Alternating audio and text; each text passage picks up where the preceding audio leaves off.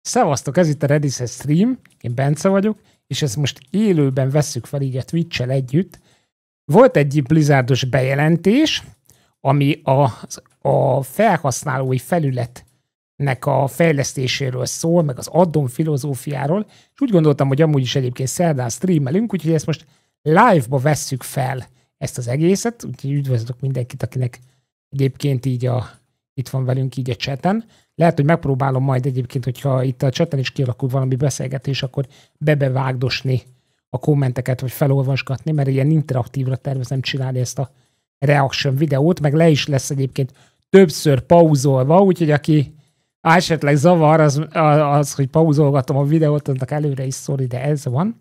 Beállítottam azt, hogy autófordítja az AI elvileg magyarra, tehát akinek az angol a gondja van, akkor hát majd meglátjuk, hogy a YouTube hogy fordítja, azért kíváncsi leszek, amikor előkerülnek az ilyen szakszavak, hogy RAID, DPS, meg stb. Meg szókolás, akkor ezt hogy fogja kezelni az AI fordítás.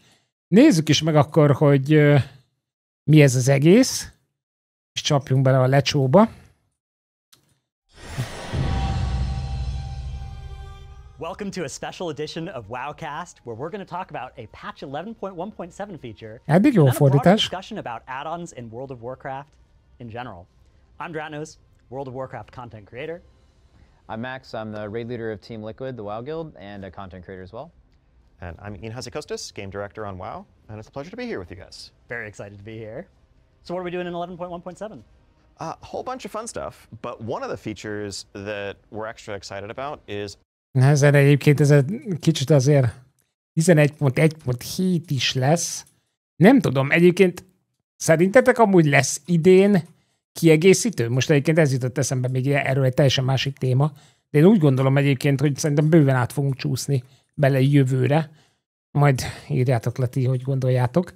De lehet, hogy prepatchnek már kéne, hogy hát mondjuk nem tudom, hogyha még egy season lesz, necces. a new UI option that we're adding called Rotation Assist, which is really designed Rotation to Assist. help players who are maybe picking up. Ne nyomasszál meg. In-game hackili. Assisted highlights. Enable a highlights that suggest the spell to cost. The assisted highlights will only suggest visible spells. Tehát, hogyha ki van téve a izédre? Ha ki van téve az action barodra, rajta arra gondol? Vagy ezt hogy érti? Mert egyébként pont, hogy azért jó, nem lenne rossz, hogy mutatná az emberek. Jó, mindjárt megbeszéljük egyébként, hogy ez szerintem kinek jó. Na nézzük, és ez hogy fog kinézni?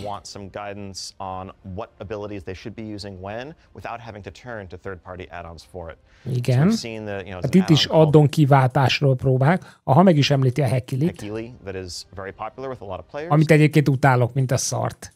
Mert amúgy csomó, nem tudom, hogy most már hogy működik, de amikor a Hackili kijött, valami vészesen szar volt. Olyanokat csinált, hogy egy ilyen alaprotation-t mutatott, és így nem számolt nagyon sok minden nem számolt, úgyhogy nézzük. Arra jó lehet, hogyha egy karaktered, ha egyáltalán nem ismered a specet, vagy valamit, tehát az új játékosoknak ez mindenféleképpen pozitív, tehát ezt nem szabad elvenni. Tehát szerintem a nagy casual közönségnek ez egy pozitív dolog lesz, ez biztos, hogy segíteni fog nekik. De biztos nem is arra lesz jó, hogy a legendary logot ezzel fogják húzni. Azt tuti. That will, no matter what DPS spec you're playing, highlight the recommended next ability given, your current energy, what's going on around you, and so forth. What's going around you? Nézi, ez... Most gondolkozom. Tehát nézi azt, hogy te hány mobbal vagy kombatba? Mert hogyha számolná azokat a dolgokat, hogy hány mobbal vagy kombatba, akkor azért ott eléggé eltérő dolgok lehetnek. Tehát a pool nagyságához képest. Vagy az mondjuk next level cheat lenne, hogyha mondjuk csinálna olyat, ez a baj, hogy itt ezzel nagyon el lehet szállni amúgy. Mert hogyha raidről beszélünk, tudjátok, és hogyha kipullolja az információt, az mondjuk, hogy addok jönnek x-eken belül, és mondjuk kiírja azt, hogy tudod, hogy stackelj fel mondjuk Soulshardot, tudod, izére, AOE-ra, vagy Holy Power, tudod, AOE-ra pár szeken belül, az azért next level információ. Nem tudom, hogy ilyet csinál-e, de hogyha ilyet csinálna, akkor az azért érdekes. Kíváncsi lennék egyébként, ez így elmondanák, itt biztos nem fogják, de hogy mögötte, hogy működik, hogy veszi az infót. Going to do, which maybe goes a bit beyond what the add-ons can do, is also have a one-button version of that. Single button assistance. Increase the time between using abilities by 0,2. Tehát van rajta egy ilyen büntetés, hogy így mondjuk, hogy ezt nyomod. Cost a rotation of damage spell using the single. What? Micsoda? Ezt így kiteltem a Space-re, és a homlokomban üthetem a Retri Paladinnal? What?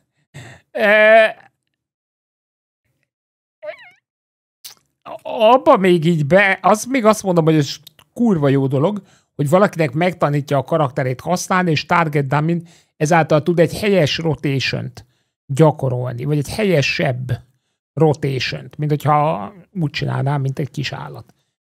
De ez a single button assistant, ez annyira nem tetszik. Mi a különbség az AHK-val való skriptelésések között amúgy akkor? Vagy kérdezzem már meg. Mert az AHK script az ugyanezt csinálja helyett, tehát relatív, mindegy.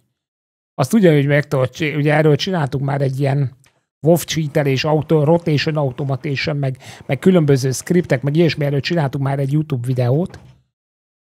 És az AHK-t hivatalosan, ugye, tehát úgy van, hogy a Blizzard azt mondja, hogy nem használhatsz rotation scriptet. De azt is elismerték még annó Shadowlands-ben, hogy amúgy kurvára nem tudják kimutatni, normálisan. Viszont, hogyha a Vanguard nem, Wardennek hívják, ugye? Warden az anti-cheat, azt hiszem a WoW-os anti-cheat. Ha a Warden detektálja, hogy AHK-t használsz, és kibasz, akkor nincs fellebezése. Tehát, hogy a script gyanú miatt kerülsz banra, akkor nincs fellebezési opciód. Akkor fuck you van. De ez egyben ugyanaz. 0,2 szek büntetés az elég.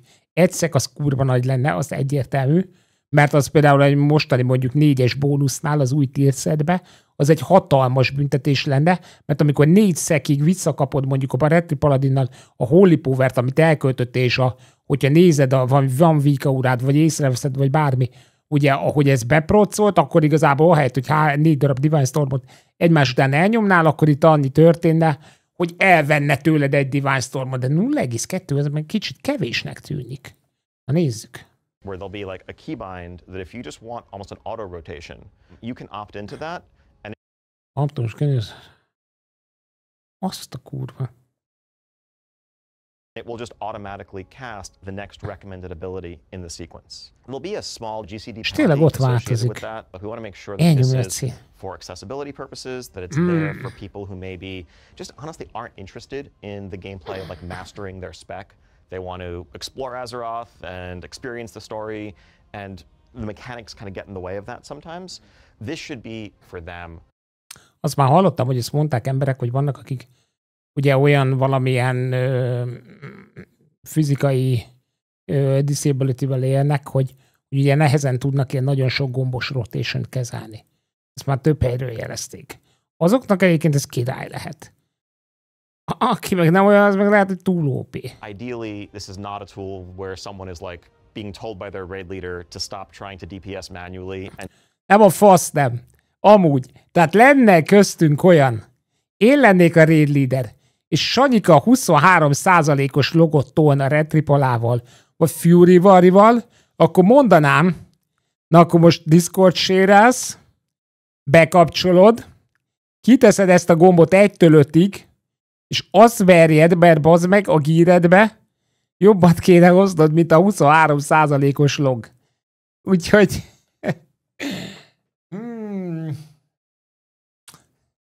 Tényleg csinál... Ó, tudom, mit csinálunk. Bejön egy ilyen, bemegyek a retrivel úgy, hogy ezt bekapcsoljuk, és megnézzük, hogy milyen logot tud húzni. Így. Ezt meg fogjuk nézni.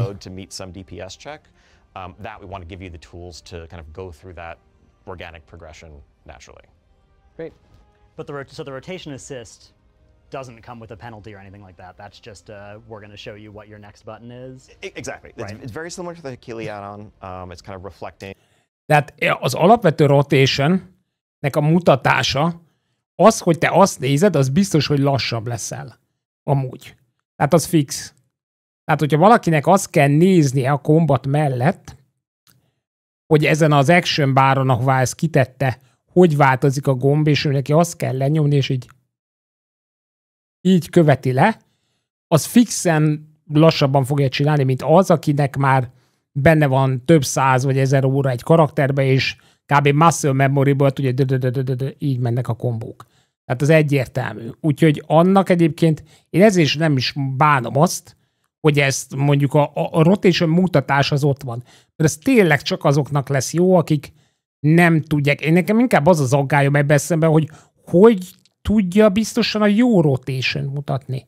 Tehát a Hakilinek az elején, nem tudom, hogy van olyan valaki itt, aki jelenleg Hakilit használ, az mondja, ossza már meg, vagy esetleg majd a komment szekcióban, ugye? Lesz olyan, aki Hakilit használ, és mondjuk kicsit challenging-ebb contentet is tol, tehát hogy így tisztában van vele mondjuk, hogy mi a jó rotation, vagy valami, az írja már le, hogy látta-e már hibázni a Hakilit, hogy inkább nem azt kellett volna nyomni. Just the latest kind of established theory crafting, and it's something that we would continue to update, with spec changes and class changes over time. Ideally... Tényleg egyébként ezt folyamatosan frissíteni kell. Amikor bejön egy új rétír, amikor bejön egy új trinket, mondjuk trinket nem, de hogyha bejön egy új item, amit használni kell előtte, mert mondjuk felrak valami buffot. És mi van, hogyha 2 use-os trinkettel játszol? Akkor ott is mutatni fogja, hogy elnyomta. Na hát ez... Annyi kérdésem van, itt tudnék ülni, és csak 20 percig kérdezni. Miért nem kérdeztek, bazd meg? Born out of the idea that we've seen a valuable tool that players feel like they should be looking outside the game to download. And we'd rather just remélem lesznek kérdések. Make it available to everyone. Okay, yeah, because there's 2 parts of it, right? Like the advanced is I want to really go into this as the one button thing, but that's not necessarily everyone that's going to use this. Like I think this game, especially new players getting into it, there's a lot going on within a particular class, and you can be a little lost trying to figure out exactly what I should be pressing. So even just using it. Ez szerintem csak akkor történhet meg, amit Max mond, hogy elveszel abban, amit mit kell nyomnod, hogyha te megveszed a WoW-ot, és te instant ellövöd a karakterboostot. Amikor húzod a karaktert, és húzod az elejétől fogva, azért nem olyan mértékben teszi rád szerintem a spelleket, hogy te ezt így ne tud feldolgozni. Tehát azért, hogy jó pár kombaton átesel, miközben így használgatod ezt a dolgot. Ezt egyébként miért nem a Preacher-t hívták meg ide, bassz meg?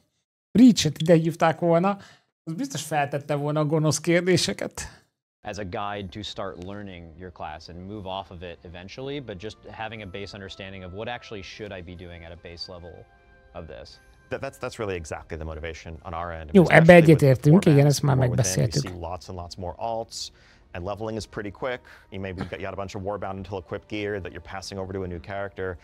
Például mondjuk a demoloknál, most az, hogy az Implosion-t azt mikor nyomod el, azon kívül, hogy ugye megvan a burst window-ba, hogy ezt így hogy használod, vagy valami Mythic Plus-ba, azt hogy fogja mutatni, hogy mikor fog éri meg Implosion? And just jumping into their full rotation, we've never played the spec seriously before, can be a pretty serious undertaking.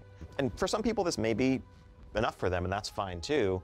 But we recognize that there's so much, WoW has such a high skill ceiling that just recommending what the next ability is isn't going to really remove that or fully solve that. There's still the muscle memory that you need to form, and then all of the nuances of like, we might have a recommendation for a rotation that makes sense if you're fighting target enemy, fighting patchwork, but when you need to plan around the fact that you're going to have to move in 4 seconds, that's a whole different like layer of skill that still rests with players. Yeah, I know when I'm trying to. Igen, ez az, amit én is mondtam, ugye, hogy biztos, hogy a muscle memory, meg stb. Aki magától játsza és hosszú ide játsza a karaktert, ez nem fogja tudni felvenni szerintem a versenyt azzal. And then I got to go and read some guides and figure out how all my new rotation works, and oh, here's how the new set bonus works. So I could see it being really nice to just have this is a way to jump in to some content to do with your friends and have it work out nice and easily. One thing that jumps out to me is that a lot of the content I'd want to do would be like delves or keys. And in either of those cases, there's a lot of AoE. Yeah. Is this going to have are we going to detect whether we're fighting 3 targets, 5 targets, and is it going to cast my Arcane Explosion instead of my Arcane Blast, or... Igen, hogy differenciál ez végre? Jó kérdés. It's not just single target. There is, some sense of, how many enemies are within your range, in front of you, etc. How many enemies within your range? Gondolom úgy érti, hogy amivel kombatban is vagy. Tehát akkor tudja, akkor fogja tudni olvasni azt, hogy mennyi mobbal vagy kombatban. Affect the recommendations. Again, the goal is not optimal. The goal is not like this is going to, okay, everyone's always going to get perfect parses and so forth going forward.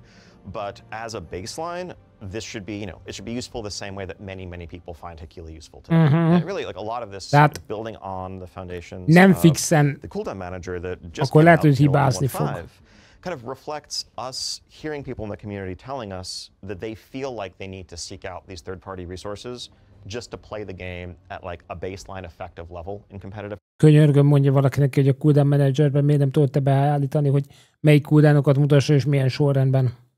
Content. And us asking bármelyiküknek van gerince, akkor ezért ezt megemlíti. What can we do to build in native solutions to many of these problems? Like the base construct of it, there is this will help you learn what you're supposed to do if you are new. And then there is hey, I don't want to be the best player at this game. That's totally fine. I play it for a different reason. I want to collect things. I want to like understand the story. I want to quest. I want to level, right? And I don't want to feel like I can go into any content and I just don't really know what I'm doing. I feel anxious about that. Like you have the ability to just be like, okay, well at least Blizzard's got me.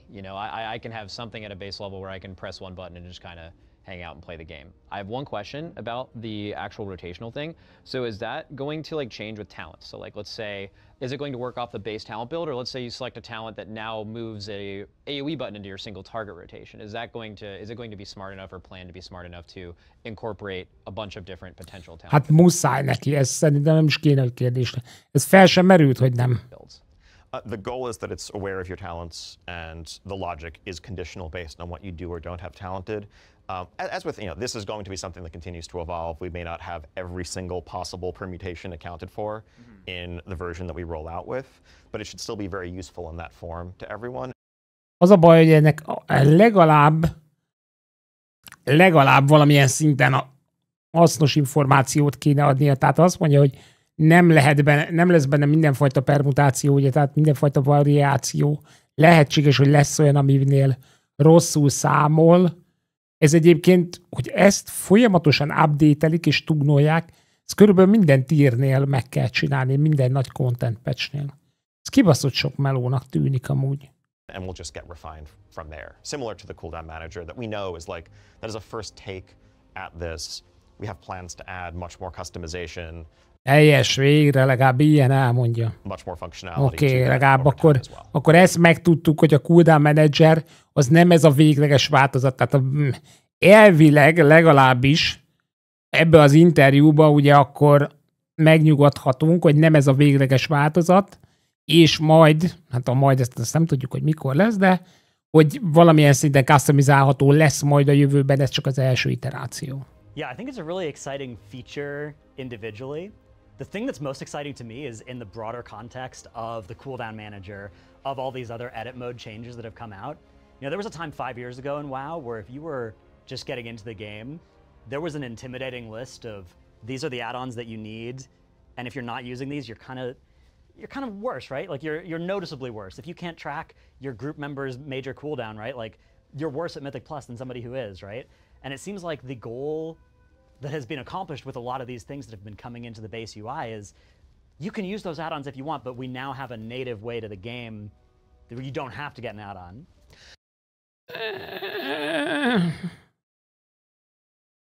Mihez? Ahhoz, hogy 5-ös kulcsot toljak? Ahhoz nem. Azért valami egy bizonyos szintig igaza van. That is pretty much exactly our long-term philosophical goal here, right? Like, add-ons are amazing. The things that the community has done over the last 20 years to allow people to experience different aesthetics, different functionality, have information available at their fingertips, like, that is a huge part of WoW's success, and we don't question or want to undermine that for a moment. At the same time, like, as you said, ideally, it is about what do you want? How do you prefer to have things presented to you, and not what do you have to do? What is a group mate or raid leader or whatever telling you you must download? Or if you ask people, you know, hey, how can I get better? I'm really struggling at this. The first answer shouldn't be, well, download this add-on, this add-on, and this add-on, otherwise you're doing it wrong. Because that's starting to get into that mandatory place, whether we like. Tehát egyébként én ezt már nem is tudom, legalább 6 évvel ezelőtt mondtam már amúgy, hogy szerintem az alapvó funkciónak kéne lennie, hogy egy bosson az in-game-be tud jelölni egy ability-t, ami számodra mondjuk valami jelzést ad. Tehát konkrétan ahhoz ne kelljen már így a boss módokba így johnizni, mert igazából, hogy belegondoltak, akkor körülbelül 1-2 olyan ability van amúgy. Szavaztok. Amikor konkrétan egy valami ability szokott általában gondot okozni az embereknek. Tehát ezen a fronton is lehetne egyébként fejleszteni, majd remélem, hogy ebbe az irányba is majd lépnek. So yeah, I think, you know, longer term, these initiatives kind of fit into part of, you know, how we're thinking about the role of add-ons in WoW. You know, as we can probably all agree today, there is a sense that if you want to really be the best you can, if you want to play competitive content, there are certain add-ons that are required, that are simply going to improve your success over not having them, period. We would like to get away from that being the case. And I think I'd love to see a...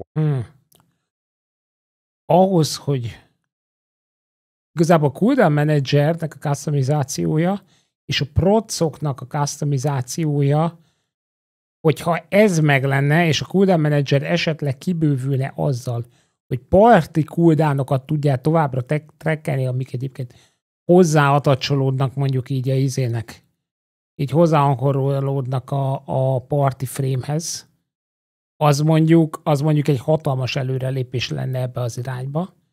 Mert hogyha csak a Mythic Plus szemszögéből gondolok, akkor igazából a saját procémat, a saját cooldownjaimat akarom trackelni, ugye, hogy rendesen elnyomjam ezeket a dolgokat, és a partymonnál lévő cooldownjaimat, hogy meg a partinak a cooldownjait, hogyha most lássam, hogy a healernek esetleg nincsen CD-je, vagy stb. Akkor lehet, hogy én be tudok segíteni valami darkness-szel, és a többivel. Húg környezetben ugye ez sokat jelent. Wow, one day, where... Ez nem lehetetlen egyébként, amit mond. Tehát, hogyha olyan irányba kezdenek el fejleszteni, mint hogyha játszanának a játékkal, akkor egyébként ez kivitelezhető. You can still customize the aesthetic look of your UI, you can have information and quest helpers and all the other things that you might... Nem a izével, nem a quest helperrel kell kezdeni, hanem az alapvető combat core funkcióknak a helyes lekezelésével és azoknak a customizációjának a lehetőségével szerintem. Nem az kell, hogy egy kibaszott nyilacska legyen a fejem fölött, és mutassa meg, hogy jöjjen meg a farkacskát. Vagy farkaskát. Want to have to make your experience a bit more seamless, but that at the end of the day, when you're in competitive content, when you're queuing up for a rated PvP match, when you're going into a high key, when you're trying to get a first kill on a raid boss, there isn't the sense that you are, you know, just holding yourself back if you're not using specific tools. We know. Ahogy egyébként, ahogy megnézitek régen is a top PvP-sek, egyébként inkább ez PvE-re igaz, mert most a top PvP-sek esetében ugye most az elmúlt években elketerjedt a VKU-ra használat elég rendesen ugye a kompetitív szín között is, viszont azt megelőzőleg nagyon sokan, még jelenleg is nagyon sokan ugye bézúival mennek, és ugye maximum csak Wika órákat használnak, ami konkrétan arról ami a procok meg a kúdának kezeléséről van szó. Tehát, hogyha azt megoldják normálisan egyébként, akkor nagyon sokan fognak amúgy bézúit használni. Szerintem. The first steps really are going to be continuing to build up the just right out of the box functionality that World of Warcraft offers to shrink that gap. But at the same time, I think we're aware that at the very end of this process, we probably are going to have to rein in some of the functionality that add-ons currently have to do like real-time in-combat problem solving specifically, where it's like automating, coordination, communication in ways. Az automatizálást azt nem ezért támogatom. Helyettem ne akarja játszani a játék, meg nekem ez az egygombos dolog se tetszik. Az, hogy információt ad, az szerintem az irány szükséges. Nem az, hogy helyettem megcsinálja. That are always going to be better than anything the UI could natively provide you as long as they remain possible. Yeah, so that moves us into like raid bosses where I don't want to name any names, but there are people who have optimized a little bit of their own fun out of the game sometimes. I don't know where any of them might be sitting. They could be anywhere. They could be in this room with us. Yeah. Hey man, I am the like number one. Let's just YOLO this. Let's just do the fight. Let's make it work. And then sometimes it gets to let's try to make something that could be 95% successful, 100 or 99, right? And there's a lot of frustration with the tech involved with that. I would definitely be. I think a lot of the raiding community would be pretty for that. You know, I think a well-designed mechanic that the game giving you enough information to solve this on your own realistically. A lot of the times the community will just use one because it's like what everyone else uses, it gets you in the same place. But if that doesn't exist and the game is giving you that information, it's objectively better, right? And even if you are doing it very well, you know, manually, it's always going to be better. Akkor a boss designokat is úgy kéne megtervezni, hogy ennek fényében. To do it perfectly in a competitive situation. I mean, having watched, you know, your raid leading, for example, over many years over the race to world first, like years ago, you would call much more stuff verbally. Very like true. Going back to, you know, Legion, BFA era, whereas nowadays it seems like if there is something you're calling repeatedly on attempts, the first thing you're doing is asking if, hey, can we automate this and get me out of the business of talking, which seems like it might be less enjoyable for you as a raid leader. Yeah. Oh, I mean, if we're talking about that, I could talk all day about that. Yeah. No. I mean, I felt like you certainly had more of an impact when you had the ability to, you know, influence the fight more. But the reality is just getting some way to automate it for your players is just better. You know, it is funny. Like when I do that now, I think. Az a baj, hogy Maxnak, amit tehát az ő fan élménye, az teljesen más, mint egy átlag raid leaderé, aki jelenleg ilyen részt vesz a fighton, és ott van, mint egy külső ember, akinek valaki POV-jából nézi a dolgot, és úgy irányítja a raidet real time, tehát ez teljesen más. You know, what else can I be doing with my time? I could be like looking at other ways to optimize, and it's purely for the. Ezért van az egyébként, hogy nagyon sok egyébként ilyen közepes guildbe, megmondom őszintén, szerintem amikor még CR raideltem is, vagy előtte, ugye amikor még nem volt mitik, akkor ugye Heroic Raid, meg a 25 fős, meg előtte ugye még Vanillában a 40 fős. Szerintem egy kezemen meg tudom számolni, hogy hány olyan raid leaderem volt, aki tényleg kibaszott jó volt. Mert nagy részük egyébként vagy túl sokat mond, vagy ez a hol mondja, hol nem mondja, hol eszébe jut, hol. Tehát nagyon kevés, aki konzekvensen valahogy valamilyen stílus képviselés az úgy irányítja a csapatot folyamatosan. Sake of getting better. So yeah, for my own enjoyment, yeah, that's sweet. Let's do that. I'm trying to wonder also about those kind of mechanics. So like what bosses have existed in my head, I think in the past couple of years, there's not many, but have been defined by when we're progressing this boss, we feel like maybe we're progressing a weak aura. Something like Brood Twister. Igen. Kurva Brood Twister. First ones, right?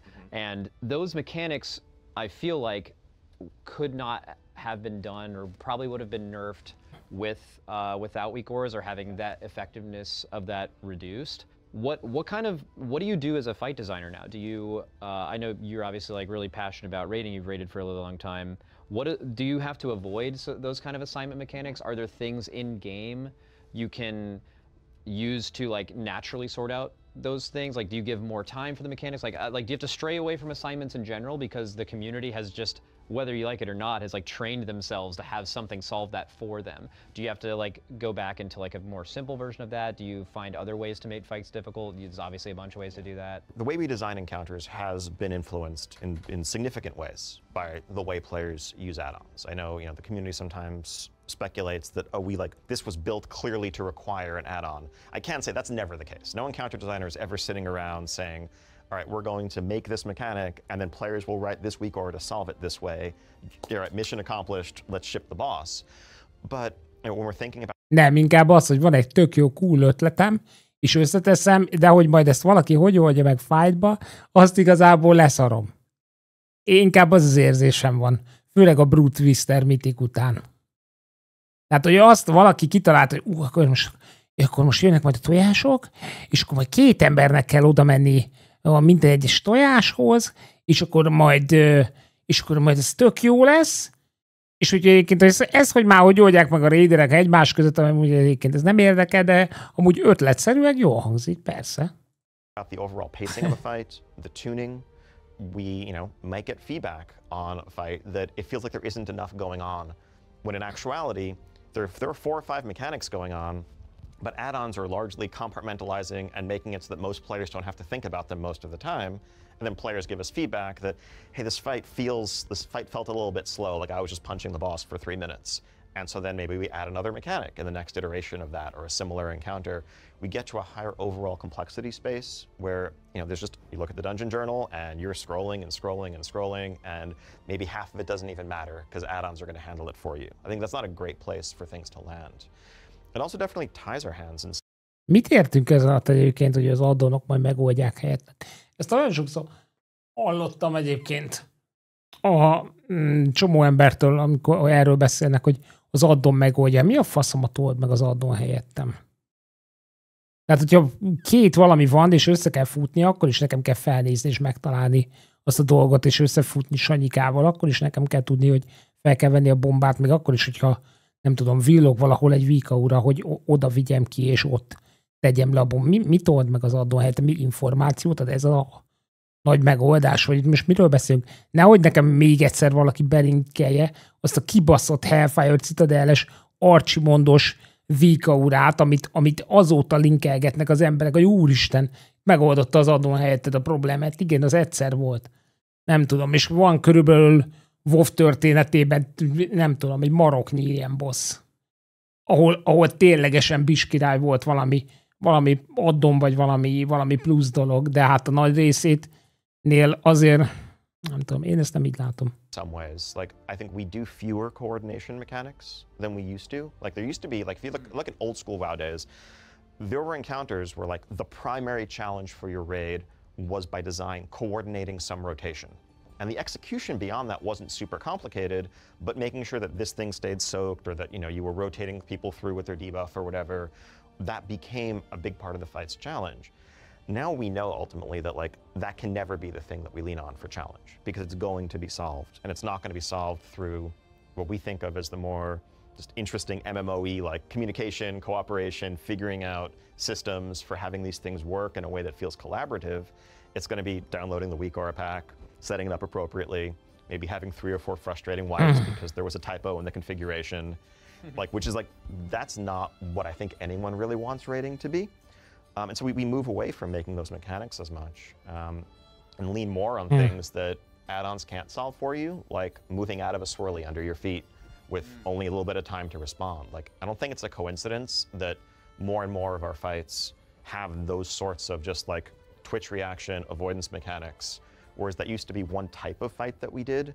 The design space is definitely constrained by the knowledge that, if we lean on it too heavily, it's just going to get trivialized. Some of my favorite WoW raid boss memories are bosses like Mythic Unat, Mythic Anduin. You have to spread out and then you get these marks and you have to go to the right places. And there used to be definitely a library of mechanics like that where you would get them and then you'd have to think and you'd have to have a system and you'd have to have 20 players sort of coordinate and become one team that does a mechanic like that. And the fact now that add-ons take on much of that job of coordinating us, I think that almost all the Mythic Raiders I know would be delighted to move back to a world where we did that in our brains, right? But in Dragonflight we saw a little bit of an... Hogy mész vissza? Tehát akkor maximum tudod, hogyha letiltod azt, hogy nem tudod azt a dolgot vítkórával trekkeltetni, vagy valami. Attempt to make that happen, right, with the private aura system. And what ended up happening was we still had the weak aura, but now we also have a macro that we need to press, and then the weak aura will assign us the same thing. So I'm a little bit worried about how's the arms race between the, you know, the weak aura devs trying to come up with a new way around the restriction that you're putting in. Is this just a further escalation in that? Hopefully not. I think our goal here is kind of disarmament and definitely not further escalation. I think we understand that if we, you know, we're not going to try more little targeted things like that are going to encourage workarounds, and it just ends up with this back and forth. Because yeah, if there is a way to solve a complex mechanic, but you have to jump through a couple of more hoops to do so, you'll do that, and then just be more annoyed by the process. Our goal is to try to, you know, get out of that space entirely. And so I think down the line eventually, that may mean, I think, you know, some broader restrictions on specifically what information add-ons have access to about combat events in real time. At the same time, we know that that's not a thing that we could just do right now without providing a lot. Tehát akkor az addonoktól információs dolgokat fognak elvenni, tehát hogy nem fogsz tudni majd bizonyos dolgokat úgy trekkelni, vagy nem tudnak az addonok pullolni olyan információkat. Hát ez nagyon ilyen, nagyon ködös, tehát ez konkrét példában kell majd meglátnunk, hogy ezt hogy valósítják meg ezeket. But also looking at how we're designing some encounters, how some of our classes work. You know, I think there are tons of add-ons that are... Én már többször mondtam egyébként, én szeretnék egyébként ilyen vertikalitást látni amúgy a boss fightok tekintetében többet.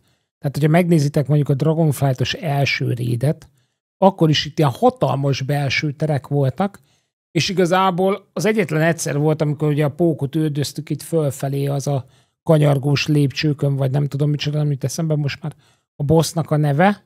De körülbelül ott volt az egyetlen egy alkalom, amikor valamilyen szinten így a térrel játszottunk aktívan, tehát nem tudom, lehetne egy kicsit nem, akár ilyen, olyat is el tudnék képzelni amúgy, hogy ilyen mozgó platformokról való ugrálást, tudom, jó pára nagyvérzést kapnának benne egyébként szerintem, de poén lenne, ha még legalább csak trash-en, vagy csak trash-en, hogyha valami vertikalitást vinnénk bele, hogy akár valami mozgó platformokon vannak a trashek, és akkor azon átugrálni, akkor nem bosszok, de szerintem tök jó lenne.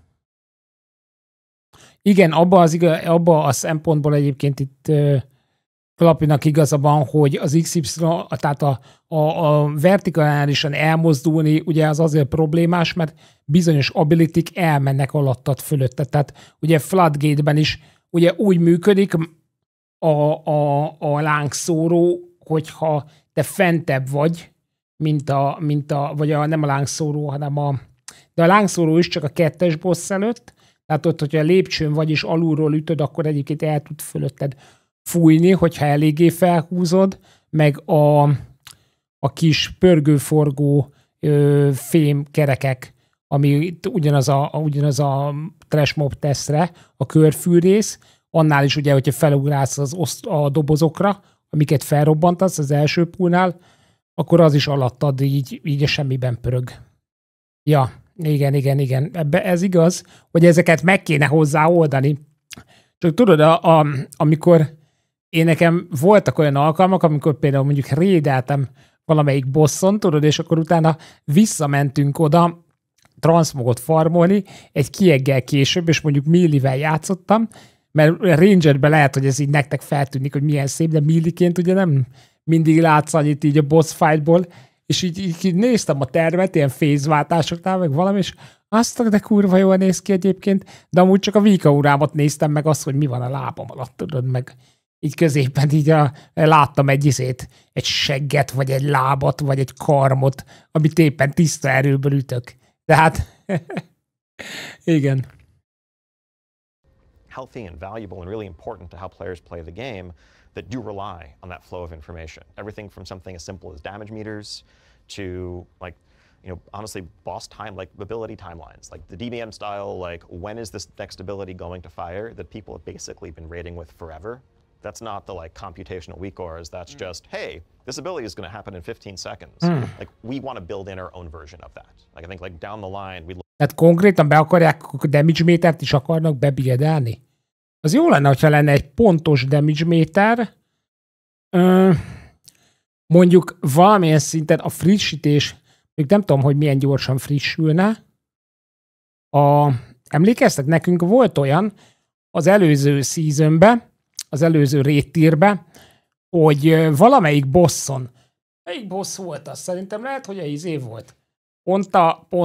Pont a Brute Twister, hogy meg kellett emelni nem biztos, hogy ott volt. Meg kellett emelni azt, hogy a details milyen gyorsan frissíti a számokat, mert FPS lagot okozott pár embernél, akinek gyengébb gépe volt.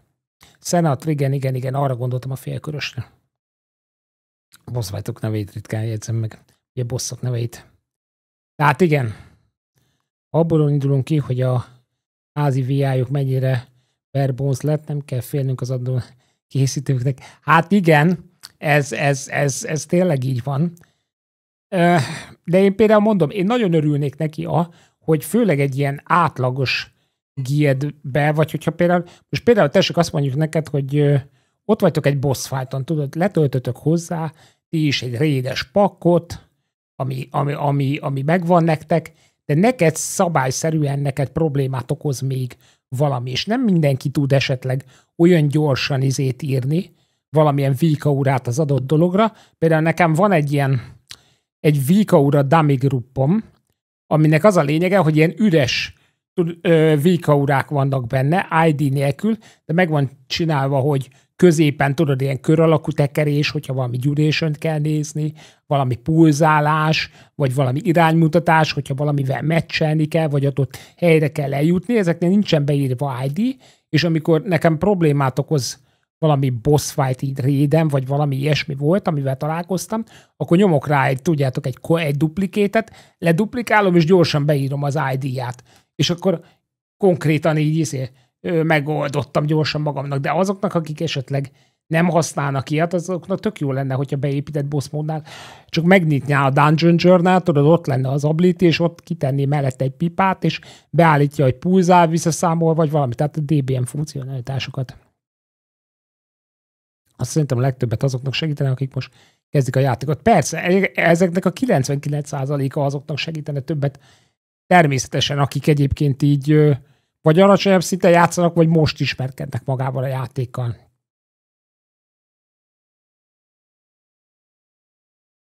There is a boss timeline as just part of the encounter UI, and that's not something you need an add-on for. And that way we can hopefully eventually get to a point where we're really just cutting out the weak aura that solves the mechanic for you, but not the informational stuff that you. Az a baj szerintem, hogyha ezeket a dolgokat bármennyire komolyan gondolnak, hogyha mondjuk én arra gondolok, hogy mi például mondjuk céges szinten hogy dolgozunk valamivel kapcsolatban, ami ilyen szoftveres dolog, hogyha valamit itt tényleg meg akarunk valósítani, akkor erre konkrét ilyen kijelölt mini-team kell, tudod, aki sorra megoldja ezeket egy bizonyos határidős timeline-nal, elkészülnek valamivel, és utána dolgoznak mellette az újabban, és közben tudod, ilyen iterációkat csinálnak a meglévővel. Tehát, hogyha ez mondjuk kiegészítőnként jön ki egy ilyen, akkor addigra szerintem már a hamut is mamunak fogjuk mondani, mire bekerülnek ezek a dolgok, amiről most ilyen beszél.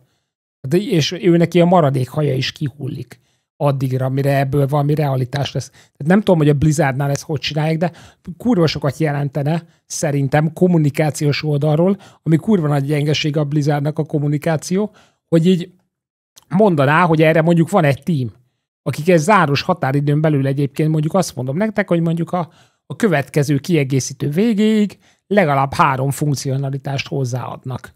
Az azért jó pár nem is tudom, mindennek kell lefolynia a Dunán ahhoz, tehát az minimum egy ilyen 2,5 év a következő kiegészítőnek a vége, de hát ja, szerintem erre kéne valami időszak. Nem lehet végtelenség egyszerűsíteni, meg fogyatékosítani a játékot, mert akkor végre elmegy.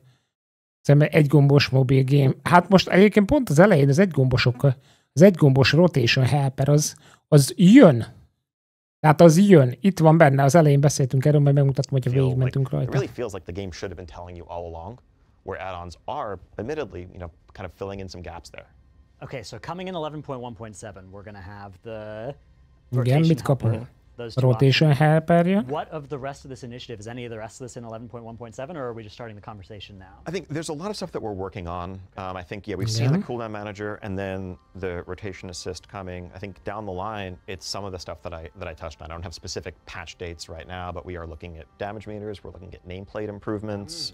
Na, a nameplate improvement az egyébként, ami olyan szinten hányadék a játékban alapvetően, hogy a leghasználhatatlanabb cinkszar. Annak egyébként örülnék. Damage meter, jó, oké, bekerül, majd meglátjuk milyen lesz, hogy frissül, és a többi, és a többi. Mondjuk egy olyan damage metert is örülnék, ahol nincsenek, tudjátok, ilyen különböző késések, meg távolság esetén nincsen ilyen eltérés, vagy valami, hogyha valaki nagyon messze van a másiktól. Ugye régebben voltak ilyen problémák, most nem tudom, hogy ez még fennáll-e. De nameplate improvement az nagyon jó lenne, hogyha azokat lehetne. Mert igazából például én nagyon sokáig nem használtam playtert. Jó, az azért is van, mert az elvújnak izét szétkonfigoltam. De, ja, amikor PTR-rel játszom, vagy valami, és ott az alap nameplate-ek vannak, mondjuk PTR-en egy ilyen, tudjátok, az ottani arénában mondjuk tesztelgettem, hogy mondjuk milyen volt nem is tudom, valamelyik átalakítás, vagy ilyenek, és bemegyek oda a solo shuffle-be, PTR-en, hát az alap nameplate, bazd meg, én azt nem látom. We are looking at, rate, like a rating count. Az meg a másik egyébként, igen, tehát, hogy az a baj, az összes, meg tudod, a mellé attacsolt week, most nem tudom nektek, hogy van, de például nekem ugye úgy néz ki, hogy van a nameplate bal oldalán ott vannak azok a week-aurák oda horgonyozva, amiket ugye nyomni fog a boss, utána fölötte van valami buff, vagy debuff, vagy valami, mindegyik egy másik mérettel, stb. És jobb oldalt pedig valami olyan, ami nekem nagyon-nagyon fontos. Tehát, hogy így nem tudom, ez, ja. Information presentation that shows you timeline of boss abilities coming up. Things in that general. Az átláthatóság is kurva jó lenne, hogyha valami olyasmi bejönne egyébként a nameplate-ekbe, hogy tudjátok, hogy mondjuk ott van beteszed az overlapping nameplate-et, de az a mob, ami kasztol, azt így prióba előre rakná. Ha ilyet bele tudnának tenni, az meg azonnal használnám. Amikor ott van egy ilyen, nem tudom, 4-5 pakkos pool, tudod, és ott van a valami leszpónol, meg ott van valami, ami kasztolgat, és azt így neked így meg kell rugni, az... Ugye régen volt ilyen, most nekem jelenleg nincs, de régen vodos időszakban volt olyan makrom, volt ilyen WoW makromenedzser, és ott volt egy olyan makrom, amiben bele volt írva az összes mob, ami abba a kiegészítőbe, PvE contentbe meg kell rúgni. Az mondjuk az volt a probléma vele, hogyha mondjuk 2 volt egyszerre, akkor manuálisan rúgtam, de hogyha mondjuk 1 volt, vagy valami ilyesmi, akkor egyébként nagy segítség volt, hogy azt elrúgta. Space. I think we're looking at all the places where players say right now, you need this weak aura, you need this add-on to, be competitive, and asking ourselves, like, how do we change our game to make that not the case? And some of that's going to be add-on functionality, or UI functionality. Other aspects are going to be looking at how we're building some encounters or how some class mechanics work. Like, I think it's super fair to, point at some specs, like, let's say, Outlaw Rogue. Nem az Outlaw Rogue-ot mondtam volna. Például nekem azt se tetszik most az Unholy DK-nál, bármennyire is egyszerűsödött ugye a rotation, és ugye Vampiric Strike, tehát ez így stb.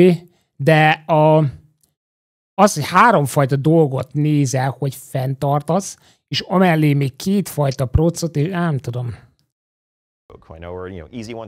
Én azt is átdolgoznám. And ask, like, how is anyone really supposed to execute this perfectly with the base UI? Almost any time we're tracking like stacks of a buff, and you need to make a decision where it's like, if you're between 4 and 7 stacks, you should do this, otherwise don't. Those are not reasonable tests for us to be posing to our players without providing them the information to do it correctly. And so we need to either provide the information, simplify the mechanic, or both. There are a lot of a lot of players who love the version of Outlaw Rogue that it has existed over the past few years. So I think there's always some fear when this discussion starts up of, is the answer going to be to simplify everything?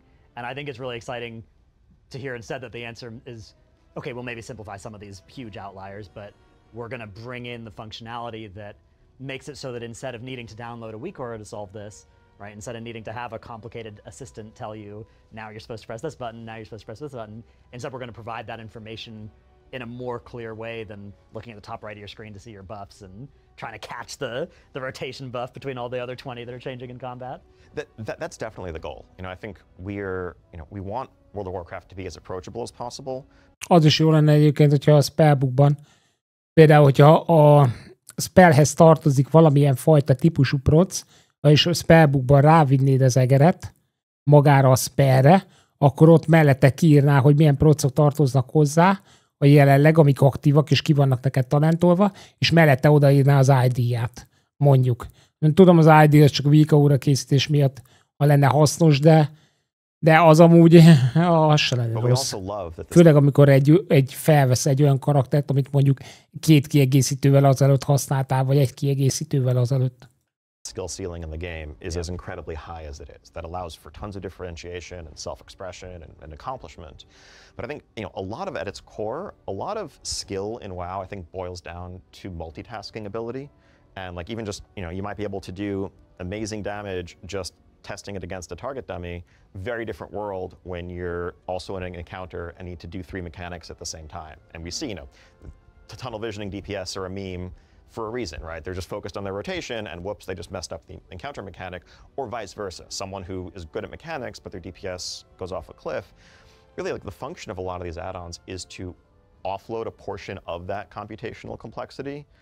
And we recognize, like, if we are removing some of that functionality, we're providing more information, we can probably remove a couple of mechanics, but still keep the same level of challenge. The goal is not to make it easier. The goal is to make it less complex. And I think that's, the things that keep... Hát azért mondjuk az egy gombos rotation helperrel, most amit betettek azért... distinction there. Arra majd kíváncsi leszek, hogy ez hogy működik. Because I think it often can sound like, oh, this is about, this might be about dumbing down the game or simplifying things.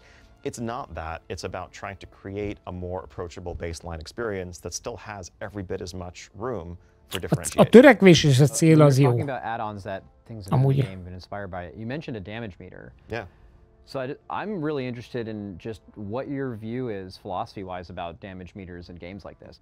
That's a great question, and I think ultimately we have to be guided by what our community prefers and what we see them doing today.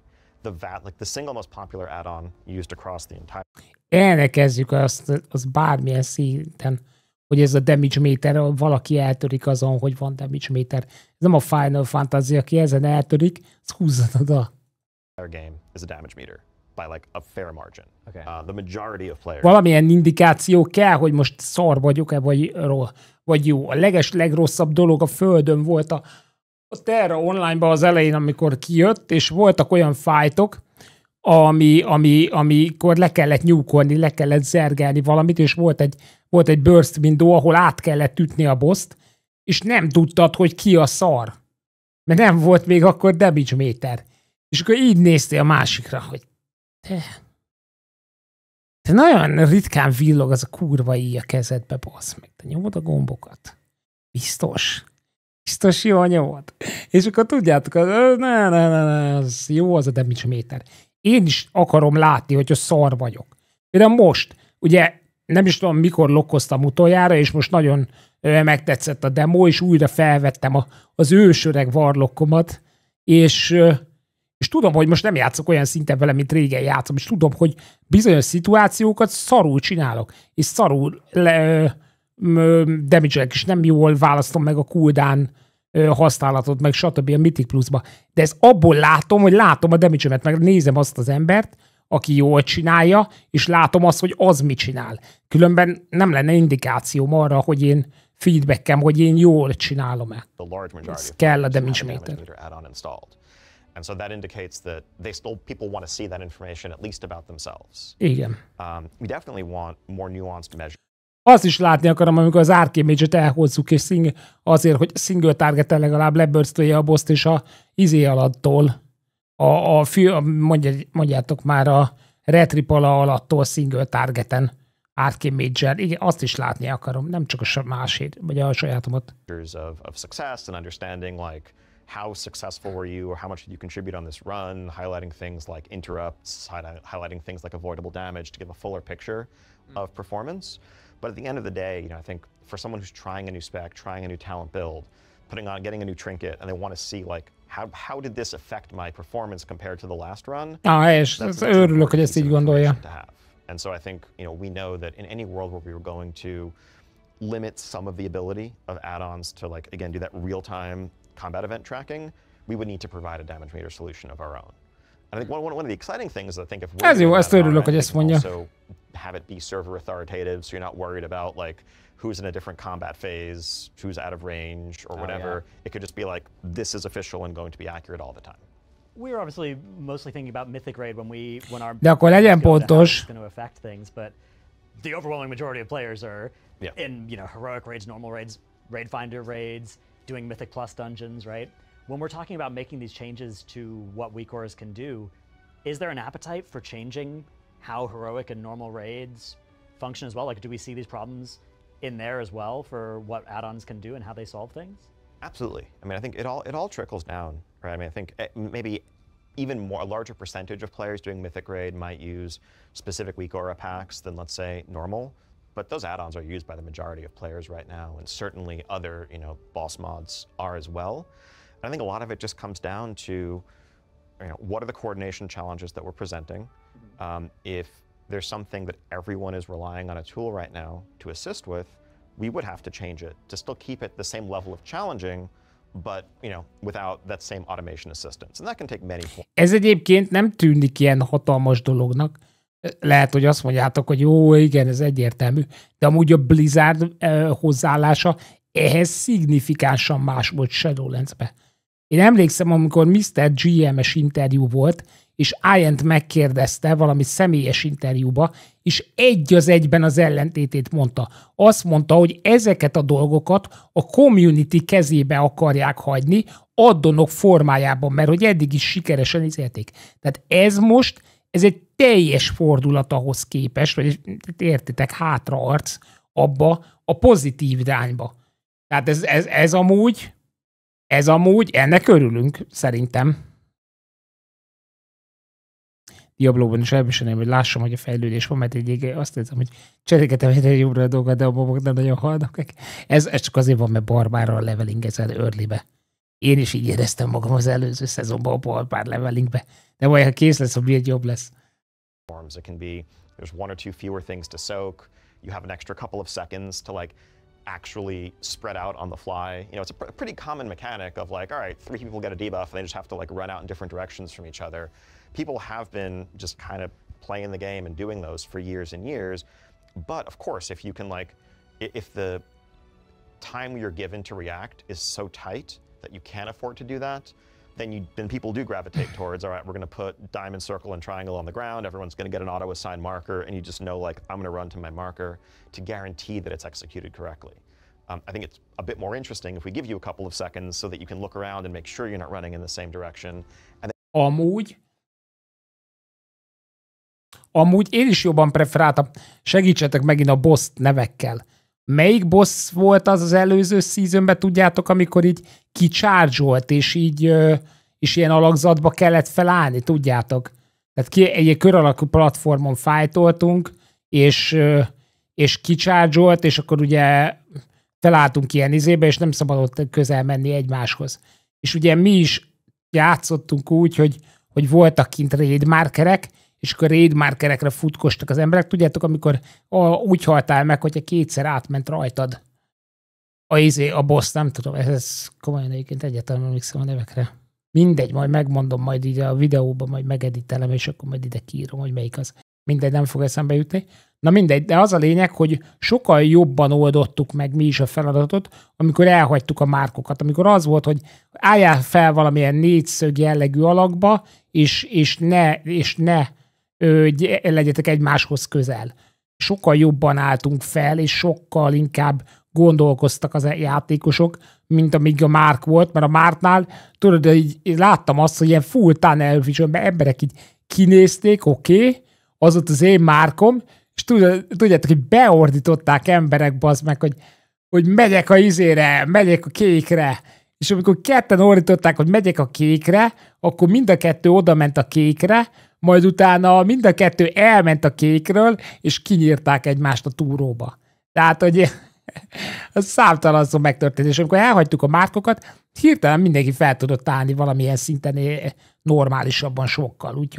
Úgyhogy ebbe egyébként igaza van, hogyha elhagyjuk ezeket a dolgokat, és kicsit gondolkoznak az emberek, akkor néha jobban jön ki a dolog. And do the exact same thing. I mean, at the end of the day, raiding in particular, but group PvE, group PvP too. Like in an MMO, a huge portion of, I think, the fun of it is just coordination, communication, feeling like everyone's working together to overcome some challenge. I think getting back into a space where there's room for more of that organic collaboration, as opposed to it just being like regimented and solved by an external tool, I think like will open up a lot of design avenues for the game. Mindegy, ez egyébként jó dolog, hogy ebbe így szemléletet váltottak. You've seen, and actually if you can go back, like you can see the amount of things that people have in their UI to help them know that something's happening. So like back in Power Auras, it was, there was just some giant face on your screen would pop up, and that meant that something procced. And then it's gotten more, refined. And now, even in the last, it's been ramping the past couple of years. You see like, you listen to someone's POV who's doing High Mythic Plus right now. You're going to hear AoE, dodge, frontal, circle. Yep. Like it's just every bit of audio aid they've used to, it's in the idea of being optimal. It's not required. And especially this patch, I think Mythic Plus complexity has actually gone down as an intentional design point. It seems, at least. I think you might have made a post about that. So that stuff is less required, but people have like kind of already baked on the UI. Is that something that you're looking to either have an ability to have that in the game, or is that something you don't want to have happen, where it's more like you're organically doing mechanics because you see them, or are you okay with all of the audio and visual aids that exist currently within add-ons? I think the answer is mixed there. I think like audio prompts are something that are super valuable to people. That's something we want to continue to add support for on our end as well. Like we know feedback we've gotten around the 11.1.5 cooldown manager would be that many people would appreciate being able to have audio prompts tied. Amúgy egyébként ez tényleg így van. Én sokáig használtam vikaórákat, úgyhogy semmilyen hanggal nem jártak, és most már úgy van kialakítva a saját vikaóráim, hogy például amikor azt mondja, hogy BAM, az azt jelenti, hogy lejött a stanomról a CD.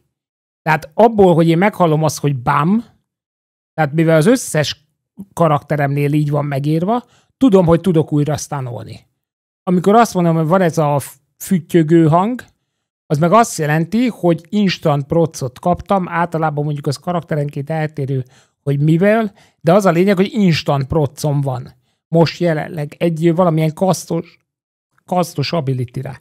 Tehát amúgy egyébként az audio dolgok, és ezeknek a felhasználása, az nagyon sokat segített egyébként számomra, nekem az ilyen procok meg cooldownok kezelésébe, mert igazából én nem akarom látni azt, hogy mondjuk nekem, én nem akarok kitenni, régen ki volt téve az, hogy a stanomnak a cooldownja, meg stb.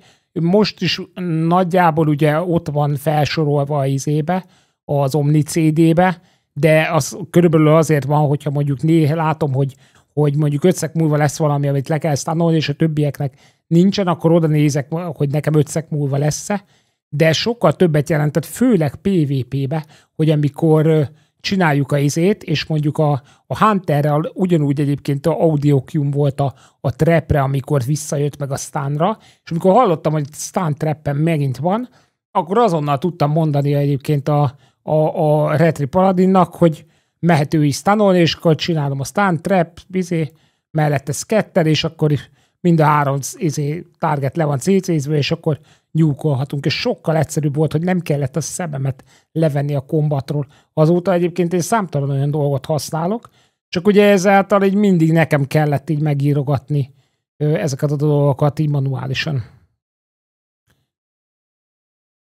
Megbeszéljük ezt, Wofió, a videó után. To certain things or procs firing, and that's something they would miss about weak auras. We want to make sure that we're offering that kind of thing as well. Beyond that, I mean, I think a lot of what we've seen is, frankly, us not doing a sufficiently good job of telegraphing the importance of certain mechanics and their impact, and players. Ez itt egyébként a frontára gondol. Tehát nagyon sok olyan mob trash ability van, ahol nem látod, hogy éppen clave vagy frontál zajlik rendesen. Főleg Dragonflight-ban volt számtalan ilyen, és ebbe igaza van, úgyhogy ez jó, hogy elismerik. Solutions for them externally. Ideally, you know, there's a concept that we call affordance, which is basically just what is, like, how well is something telegraphed? How intuitive is it with visual presentation? And ideally, the affordance of a mechanic should match its impact.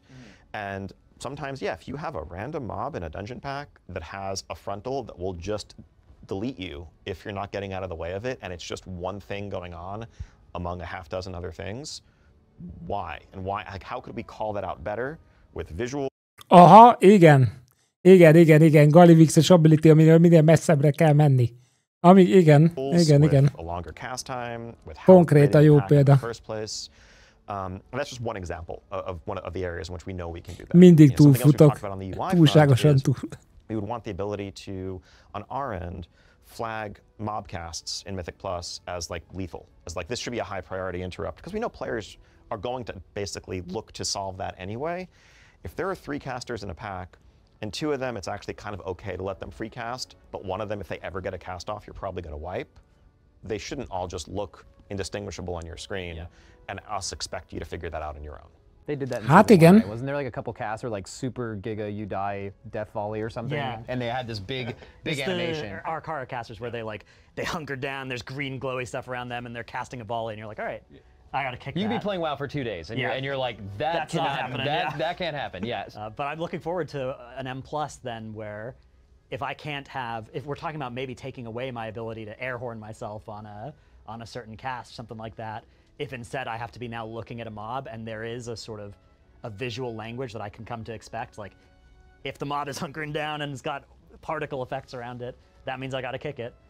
I think that would be more fun for everybody as well, rather than having the air horns be the solution. Definitely. That is entirely our hope, right? I think, and just to be super clear, you know, I think we see the taking away part, the restricting functionality, as the end of this long road. I think we know, we want to make it very clear, we're not sitting here being like, all right, we want you to play the game the way we intended, and we're going to take away your tools.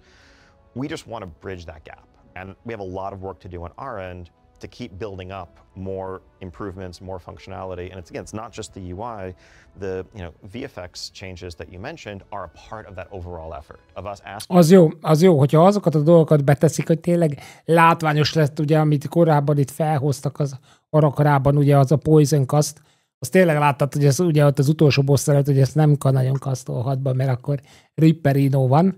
Hogyha tényleg a VFX-ek, tehát hogy az effekt animációk, meg ezeken látszani fog, hogy az most szinkles, srácok, akkor legalább, hogyha nem tudjátok megszakítani, akkor remélhetőleg mindenki elnyom valami DevCD-t, vagy valami Immunity-t, vagy valami ilyesmit.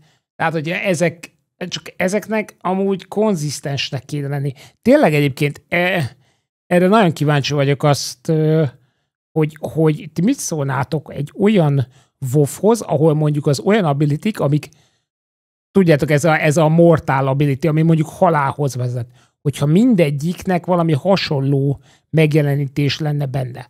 Tehát, hogyha mondjuk a feje fölött koponya lenne, vagy valami ilyesmi, szerintem ez lehet, hogy rossz lenne vizuálisan, tehát esztétikailag így lehet, hogy kizökkentő lenne, viszont hasznosnak szerintem mindenféleképpen hasznos lenne, hogyha lenne valami egyetemes jelzés rá, hogy ez az ability, amit éppen be kéne rúgni, vagy be kéne interruptolni, vagy most, hogyha ez bemegy, akkor immunitit nyomjál, és ne a kis sírretted magadra, és a többi. Vagy nyomjunk el mindent, vagy akkor lehet, hogy pár resztósámán is lehet tenni a Spirit Linket, vagy mondjuk, vagy a Barrier-t, a Priest. Nem tudom, talán ilyen is megtörténhet. What are the places where players feel like they need add-ons to succeed? Why is that the case? And when it's like, it's not clear when you're standing in something, and so I need, GTFO or some other, sound effect to let me know that I'm standing in something lethal, it should be obvious. Let's fix that on our end. And we know we want to keep chipping away at those things. Ez jó. And hopefully eventually get to a point. Csak legyen is realitás belőle. What we are offering and what powerful add-ons can do is that small subset of like computational problem solving stuff, at which point we can move forward. So throughout the evolution of private auras, we've seen, you know, initially when they came out, they were like kind of, you know, a lot of friction was involved. And then I think they were done really, really well in a couple of cases, starting in Yggdrasil, where they were a mechanic like P1 Fire Act. You had the circles you had to quickly spread out for. They were pretty fast, but they were too fast to use a macro for it. And it basically forced the players into something they would have used a weak aura for, to just do the mechanic normally. And like, are there lessons you've learned there of like, this is actually how we can design mechanics or kind of assignment things going forward? And then also, is this, if done successfully, would this also remove private auras as what would have been, I guess, kind of a temporary solution to the weak aura problem? Yeah, we've definitely learned a lot from how private auras have rolled out. Certainly we understand that if we're ever using it on something that like is on a long enough time frame that... Most arról beszél, hogy ugye Max igazából azt kérdezte, hogy későbbiekben ugye erre utalt, hogy későbbiekben ugye mit terveznek ugye privát aurákkal kapcsolatban, és az ebből tanult leszkékkel, és ugye esetleg ezeknek az eltávolítása.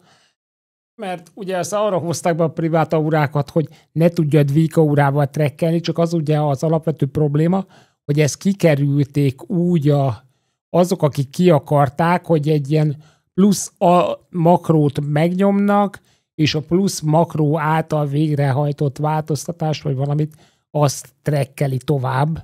Tehát igazából, aki meg akarta oldani, az továbbra is tudta trekkelni, csak kurva trükkösen kellett csinálni, és kellett hozzá egy olyan ember, aki ezt le tudja, ezt a weak aurát programozni. Ezért arra utal, hogy kb. Fölöslegesen létezik a privát aura. Most macros hallgassuk el solve it, and it's punishing enough to not solve it. All we're doing is creating an extra annoying hoop to jump through, and we like hotfixed off the private aura designation from some of those back in Yggdrasil, and we've let that shape how and where we use or don't use it going forward. And so yeah, I think, you know, examples like the Furak mechanic that you mentioned are ones where like we know, when we know that everyone is in a level playing field, everyone just has to play the game, play the mechanic. We can tune it accordingly so that it's hard but doable. We'd like to be able to do more of that. Yeah, I see the Firac first intermission, which was a private aura and then had to get hotfixed off of the private aura, as sort of a cautionary tale for if there's a mechanic that is only doable with the weak aura assignments, and then we take away that without giving an adequate replacement, then it's worse than doing nothing at all. What would a mechanic like that look like in a world where we don't have a computational solution to it, right? Would it be slower and kis köröcskékre volt az a megoldása. Ha jól emlékszem, amit a Phase 1-ben letett. All of that. There's multiple knobs there. There's, you know, on Mythic we might default to like everyone in today's world. Everyone in the raid has to participate in this, and you know, there's enough things to be soaked that if anyone isn't doing it, it's not going to work out. Versus maybe shifting to a world where there's a little bit more slush, things are a little bit slower, there's a little bit more time to react, to get into place organically based on which, you know, buff you were assigned. Stuff like that. But at the end of the day, you know, our goal here is to preserve challenge, and we know that we'd have to design encounters differently in some cases to deliver roughly the same level of challenge in terms of how many pull counts it takes, you know, just what progression looks like, while living in a different mechanical world. And I know that, you know, when we talk about restricting any kind of add-on functionality, you know, many players very rightly, kind of reflexively say or ask, well, how am I supposed to do this boss in this tier without my weak aura? That would be impossible. And the reality is, if you couldn't use that weak aura, that mechanic would be designed or tuned differently. We would have ended up nerfing it right away or designing it differently over the course of even just PTR testing. And so that's like, any future design in this space will have to be built from the ground up with that in mind. And I think, you know, it's making it a little bit more forgiving in a way that makes the challenge human rather than superhuman. Ezt már hallottuk egyébként többször újra csomagolva ezt a mondatot. Because I mean, you guys are really good at the game, as it turns out, and we want to make a boss. Úgyis csak akkor fogjuk meglátni, hogyha majd meglátjuk az új izéket. Az új bosszokat. Tényleg egyébként mit gondoltok, hogy ebbe az új szemléletbe tervezendő boss fightok szerintem Nem biztos, hogy következő réttírben csak ilyenek lesznek, de szerintem az új kiegészítő már valószínűleg. És remélhetőleg.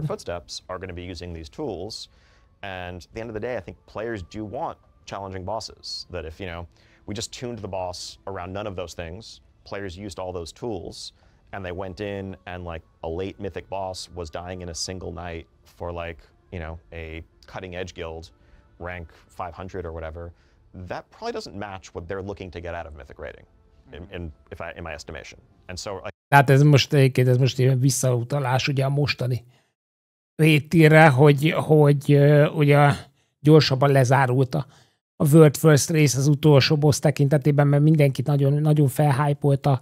Hát igazából nem ők hypolták fel magukat, vagyis a Blizzard hypolta fel magukat, hanem ők hypolták a játékosok fel magukat, hogy valószínűleg lesz valami secret phase, aztán nem lett. Our goal is to keep the same overall level of challenge while paring down the complexity a little bit. Even if you look at the history of bosses, this would... Ja, igen, tehát a köztes bosszok azok elég nehezek voltak így most.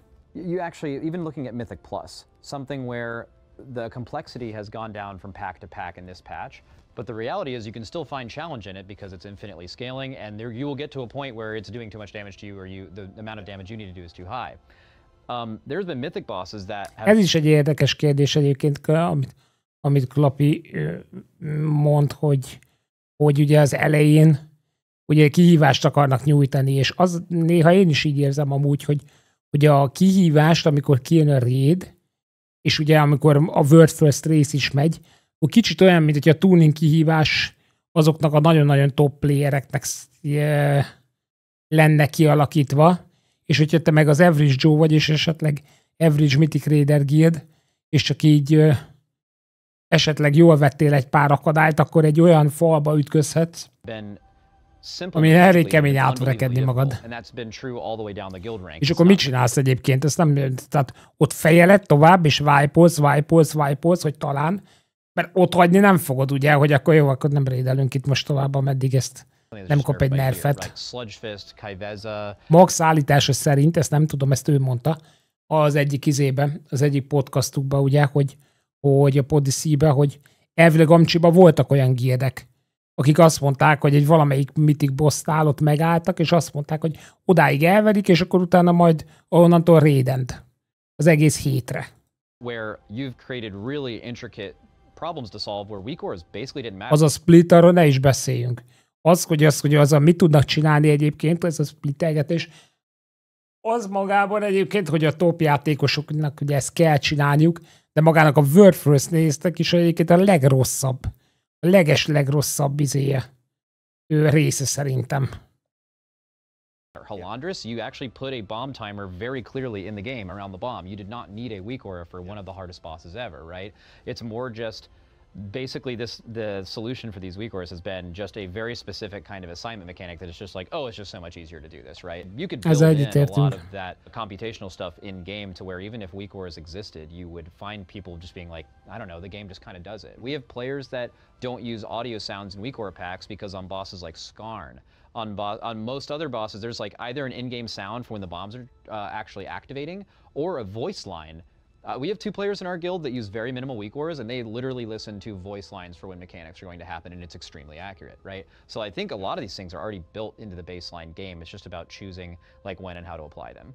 Absolutely. And yeah, I think your example, going back to Nathrio, ha weak aurában van benne, akkor nem a baseline game-ben van benne. Sludge Fist, I think, is a great one, right? Like a lot. Ja, most arra gondol, hogy a bossnak.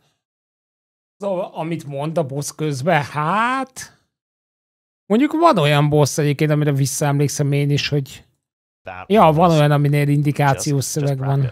And just learning like how to react to these situations when chained to different partners and dodging the stuff, and people were in enough situations over enough time, they kind of developed. De utáltam ezt.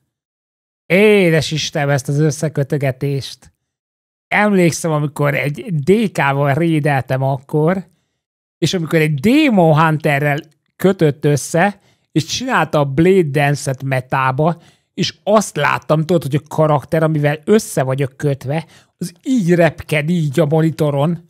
Mondom, hogy ez a büdös kretén ott néztem, hogy úristen, lelevájpoltasson engem ez az ember. Borzasztó volt, utáltam, amikor DA-val voltam összekötve. Sense of planning, and eventually your guild as a whole overcomes the challenge. Compared to, let's say, the Stone Legion generals that came after it, a couple of issues there, but a szívinfarktus kerülgetett a DK-val, mit csinálok vele?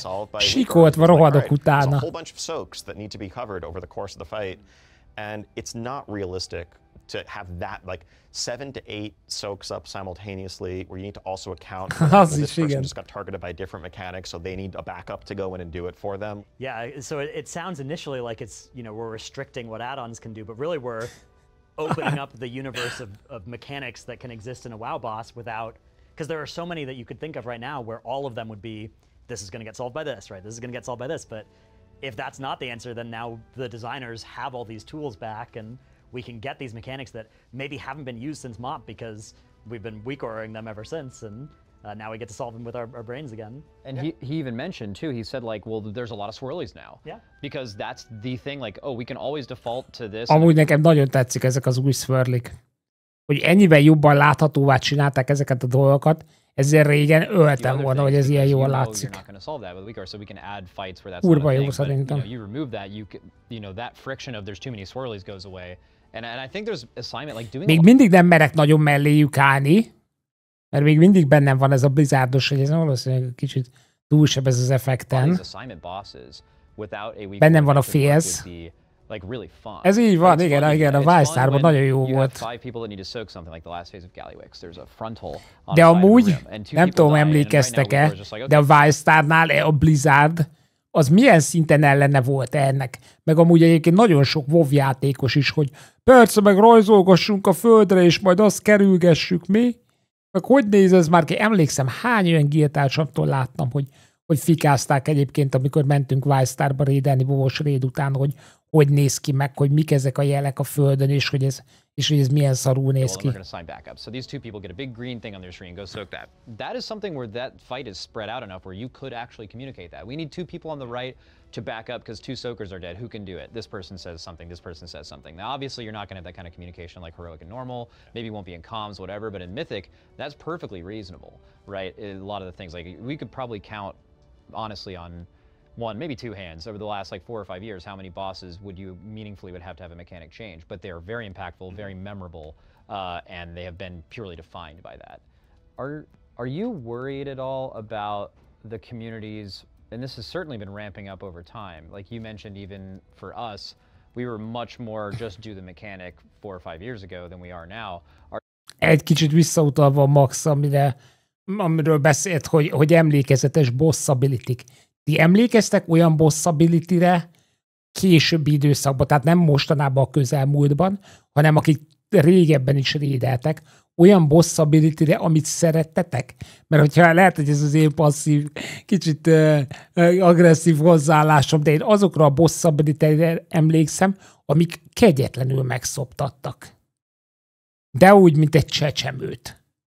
Tehát azokra emlékszem, amik ez az asztaltütős homlokkal billentyűzet fejelős volt. Vagy ez a boss ability-re emlékszem. Vagy amit olyan nehéz volt kihílelni, vagy amit tank oldalról, ahol olyan szarul jöttek az addok, hogy alig lehetett összekaparni. Tehát inkább ezekre emlékszem. Ő azt mondja, hogy ő a pozitív izékre emlékszik. Kicsit más emlékeink vannak. Are you worried that there has been this built-in reliance on it that might be hard to shake when creating new raid bosses? Absolutely, and I think that some of that gets back to us knowing that we need to really ease into this. Mondjuk nagyon satisfying volt megölni azokat a bossokat utána. That any world where we just kind of rip the band-aid off and say, all right, have fun, honestly, we're in a new world, as opposed to building up more built-in functionality, starting to have clearer visuals, simplify some mechanics, and then building counters and have classes designed around a world where we know that this isn't possible. As long as people are set up for success, I think we'll be fine. Certainly, if we were to disable any functionality and then players went into a new tier and we're just wiping to bosses and they used to clear heroic comfortably and now they're brick walled halfway through heroic, yeah, players that would be a source of tremendous frustration. but we know that we need to avoid that by any means possible. Ez egyébként ez nagyon érdekes, hogy ezt megpróbálják elkerülni PvE-ben, csak azért kicsit így kiszólnék így a PvP kedvelői játékosoknak is, hogy ez egyébként PvP szempontjából soha az életben nem merült fel bennük, hogy amikor 2400 pluszra megy az ember egy bizonyos izével, karakterrel, és a következő seasonben pedig olyan szinten szarrá nerfelik a izét, azt, hogy kapod a pontot, meg visszahúzzák az egészet, meg nincsen inflation, direkt visszatartják ugye az MMR inflation-t, és a többi, és a játékosok 90%-a nem jut el egy bizonyos ratinghez, és az előző szezonnak is nagyon-nagyon-nagyon sokáig, hogyha visszaemlékeztek, akkor ami nem a Solo Blitz BG-ben vett részt, akkor azt láttad, hogy 2100 környékén az elején számtalan alkalommal csak rank 1, többszörös rank 1 gladiátorokkal volt megtöbbve, és az átlag Joe, aki meg a minden szezonban előtte elérte a 2100-at, az 1800-ig jutott csak. Tehát hónapokon keresztül, ameddig azok végre föl nem mentek, és be nem tették az MMR inflation-t. Az ott nem merül fel bennük, mi? Na mindegy, azt is át kéne alakítani. A pingelés egyébként az jó. Az egyetlen problémám a ping sziszteme, hogy nem spamolhatom, mint az állat. Mert néha egyes embereket úgy spamolnék, hogy te ide, mint a kreténeknek. Úgy, hogy addig spamolnám az embert, ameddig meg nem mozdul onnan. Mert van olyan ember, hogy látom, hogy be fogja húzni a patrolt, és úgy áll, és egyszerűen meg sem mozdul, és utána rápingelek 3-at, és danger-t, vagy valami, és meg sem mozdul továbbra se. És addig spamolnám pingel, ameddig ki nem fagy a tudata. Érted? Tehát annak örülnék, hogyha azt lehetne. Legalább tanként. Try and communicate with words. Hey, I'm going to move over to the left 20 yards, right? Just ping where I'm going, and that opens up an ability to solve these again in a YOLO style, right, rather than an assignment. I think your guild did that. Yeah. So the Echo of Neltharion, right? Yeah, we just pinged it. Yeah. So famously, like everyone had the maps for that. Like, here's your exact spot you go, and then his guild was like, you know what? Everyone just ping your. Jó, de nem lehet azt csinálni, amit én szeretnék, mert hogyha én szeretném, akkor úgy csatlakoznánk be a Mythic Plus, amikor elstartol, akkor beindulna a mikrofonotok automatikus voice chat, mint hogyha egy Counter-Strike game lenne, hogy én ott tudjak ordítani bele, hogy rúg már be azt a kasztot, rúg már be, hol a dev CD, miért nem teszed ki a barriert? Miért nem CD-zel? Miért nem nyomod már a BL-t? Ezt kéne, én ezt akarom. Voice-on szeretnék velük egyébként igazából beszélni, mint a Counter-Strike-ba. Dob már a füstöt, védd már lerakót, nézd már a hátam. Mostly it gets covered, people go to the same spot every pull, but if you see two pings in a spot, one person. Az a baj, hogy a voice chat, ez az opciós felcsatlakozás, hát ez...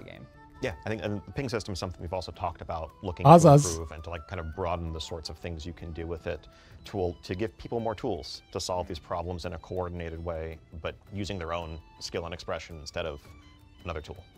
When I think of World of Warcraft, I'm always thinking back to when I first started playing the game, and there was this really exciting moment where I looked at it and I'm like, oh my god, I can make this game look however I want, right? Like I can put this here, I can have an add-on that tells me what time it is. Ez tényleg, ez nekem is nagyon tetszett az elején, amikor elkezdtem vovozni, és először ugye az addonokat elkezdtem használni, és az, hogy el tudtam mozgatni dolgokat, hát az amúgy egyébként más MMO-hoz képest überbis volt. In London, what time it is in Darnassus, right? I can have all the world clocks there if I want. I can have 3 different bars at the bottom of my screen. Egyébként nekem voltak olyan új beállításaim, úgy néztek ki, főleg emlékszem még Vanilla Resto sámánnal, hogy a monitor közepén volt egy nagyobb 50 forintos méretű kör, és ott láttam ki, és minden irányba számok, floating combat text, mindenfajta addon. To me, that's always been a strength, not a weakness of WoW. So olyan, mint a távcsövöt néztem volna. Merre megyek. But then there's also people that they hear about Blizzard thinking about restricting add-ons and they're worried about losing that. Is there any intention to go after any of that kind of customization? Not whatsoever. And in fact, we're doing everything we can and we would do everything we can down the line to minimize any collateral. Ez egy nagyon fontos és jó dolog. Tehát nem azt mondják, hogy el fogják törölni a meglévő dolgokat, hanem azt mondják, hogy megpróbálják ugye ezt a két szakadékot áthidalni, hogy az addonnal lévő beállítási lehetőség, meg a natív WoW-os beállítási dolgok közötti szakadékot próbálják egy kicsit áthidalni. But the goal is anything that's cosmetic should be completely fair game. All informational stuff that's out of combat, like, again, you have RP add-ons, help things that are tracking, helping with professions, tracking gathering nodes, helping you with quests, like, you name it, a bunch of accessibility add-ons. All of those, like, there's nothing harmful whatsoever about any of them. The only thing is, at the very end of the day, once we feel like we've done enough on our end to improve baseline functionality, what we'd be looking at is the ability to parse real-time combat events in a way that drives, you know, problem solving on the fly. So it's kind of, we build the scaffolding to then be able to take away the existing weak aura solutions that that we have for these. How much of this is, so the thing that's excited me also about edit mode has been, it's so clearly based on what the community has learned over 20 years, right? It's like, oh, the community has evolved around this. Ez ilyen virágász. Ez valami virágász állat. Emlékszem, hogy nekem volt olyan virágász karakterem, hogy valahogy úgy volt megcsinálva az ujja, és emlékszem, hogy volt valami addon, ami mutatott valamilyen optimális útvonalat, és azt úgy kellett beimportálni. És így valahova ide középre vetítette. És az optimális útvonalon kellett végig repülni, és úgy lehetett a legtöbb virágot összeszedni. Let's give them that base in the UI rather than making them download something. How much of this initiative is still going to be based on what the community says, how the community reacts, versus which of these things are already kind of locked in decisions? I'd say basically nothing here is locked in. Okay. Really, you know, my hope today is to kind of begin a conversation about that direction and what areas are welcome, what areas maybe have more to do to convince the community on, and what areas we might be wrong on and should, you know, reconsider. Én annak örülnék, hogyha mondjuk legkésőbb a következő BlizzConon, ami lesz, erre lenne valami deadline. Hogy mondjuk Warcraft Saga utolsó részéig legalább XXXY dolog bekerül. Az a baj, hogy ez egy nagyon pozitív beszélgetés, és tényleg kurvára örülök, hogy megcsinálták. Még akkor is, hogy néha kicsit Ratnasz meg Max kicsit ilyen felszopóan tette fel előtte a kérdését. Megértem. De az a baj, hogy láttam már ilyen meló miatt ilyen nagy projektek és nagy korporét belső működéséből fakadó hatalmas ígéreteket, amik így az ígéret pipeline-ba kerültek.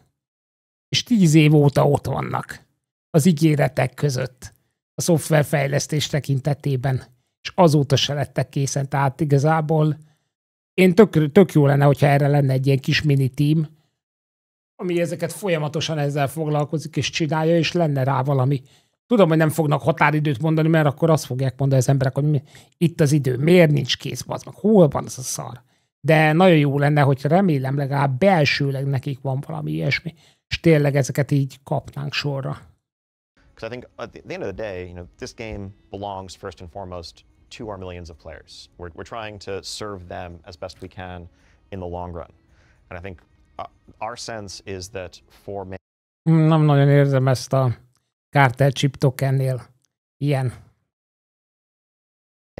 Ezt a kijelentést mögötti odaállást. Isn't really part of what's attractive about the game or healthy in the long run. And so if we can pull things back to a place where add-ons are available for those who want to use them, but people aren't feeling pressured by their groups, by just the natural demands of competition and not wanting to lose out to someone who's using more advantages, then that's going to be the healthier route in the long run. So if I was the kind of person who wanted to write a 10-paragraph forum manifesto, this would be one of the topics to do it on, right? Absolutely. We'll be reading, we'll be listening. You know, I think this is a long path ahead. And yeah, just, you know, curious to kick off the conversation and hear how people feel about it. So rotation assist is coming in 11.17, which is going to be hitting the PTR in the very near future. Can't wait to hear people's feedback as they're able to hop on and check it out. We'll be listening closely so we can make it the best it can be for everybody. It's also been amazing to just get a chance to talk through kind of the history of add-ons in WoW. Hát egy jó beszélgetés volt, és szerintem egyébként mi is jól beszélgettünk közben.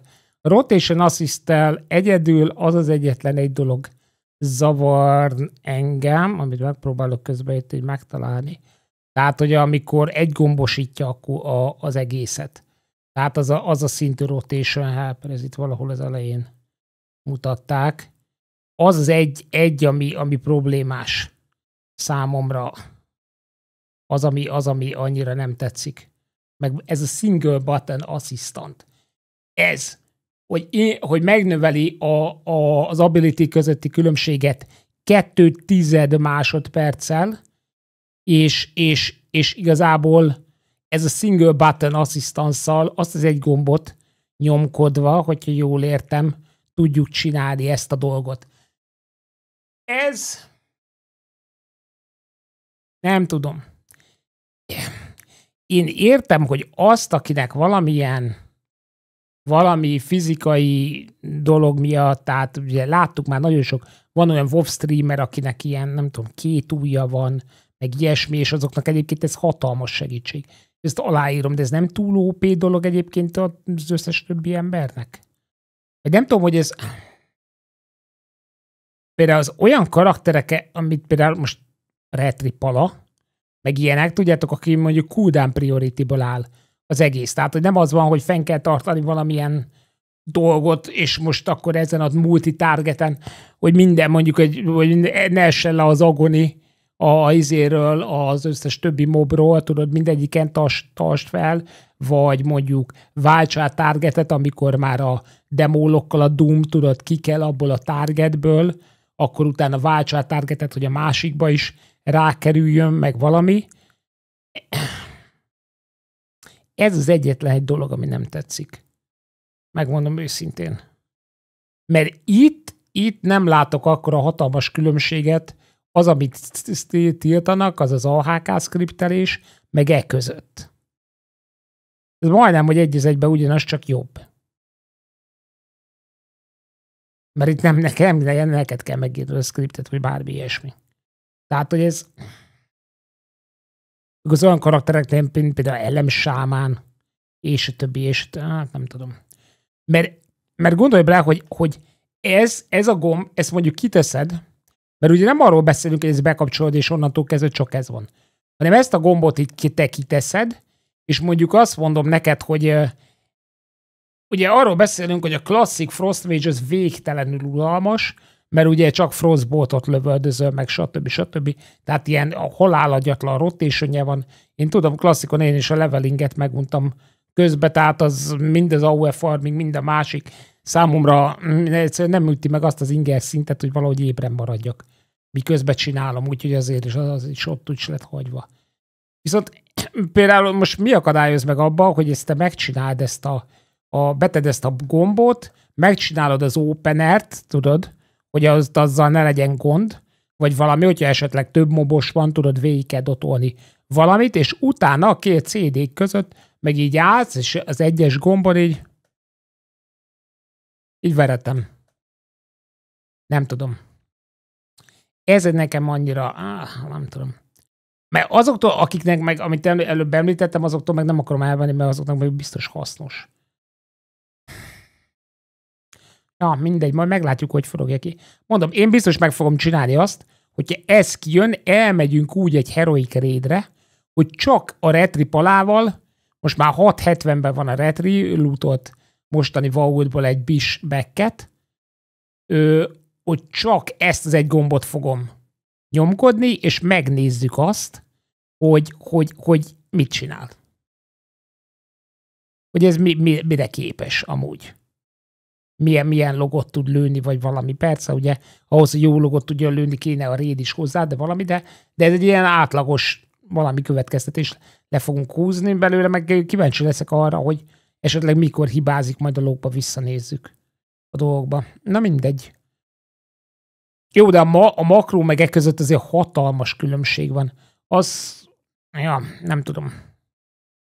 Meglátjuk.